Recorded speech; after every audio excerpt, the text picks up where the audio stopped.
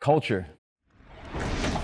You hear this word a lot, especially now, like, culture, what is all this stuff? And if I had to define it in the most simplest, the simplest term, it would be culture is how things get done in your organization. It is the standards, it is the values of that organization, and different organizations have different values and standards. So by nature, things get done differently. So you can take a mix of people, you can even have great people, and if that culture is not defined, if it is not aligned, talent doesn't necessarily mean that talent alone won't mean the organization is going to be successful. And culture is how you bring it all together. Like, how do we take great people and then in this system that we have, how are we all going to operate? What values, set do we all share? What standards do we all align upon? All of those different things. And you can take two organizations where, let's say, one has a so-called, poor culture, another one has a great culture, and they'll have two completely different outputs, even with the exact same types of people. So when you're really thinking about it, what is the identity of your organization? And if you think about some of the most elite teams in sports, the ones that win championships, they have,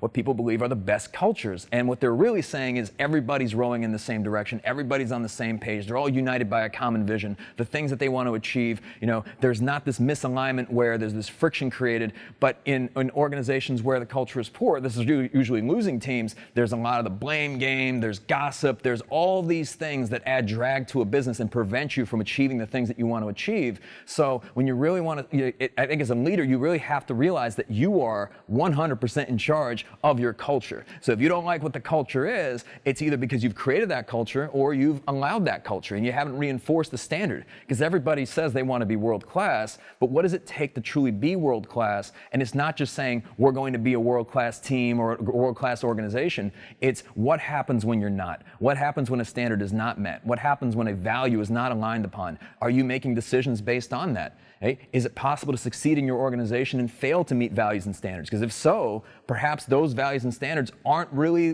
the values and standards if someone can operate below that. So if you see something that's off culture and do nothing, well, then that becomes the new culture. And that's very important to realize. But you as a leader, if you're allowing that, and then here's another example of saying, okay, how have you created it? Well, you picked the people, right? You hired the people. So if there's somebody in the organization that's not a cultural fit, or somebody who is, let's say, cancerous, doesn't align with values, and you allow that to continue, then you are by nature creating that culture. You set the values, you set the standards, and you decide whether or not you reinforce them.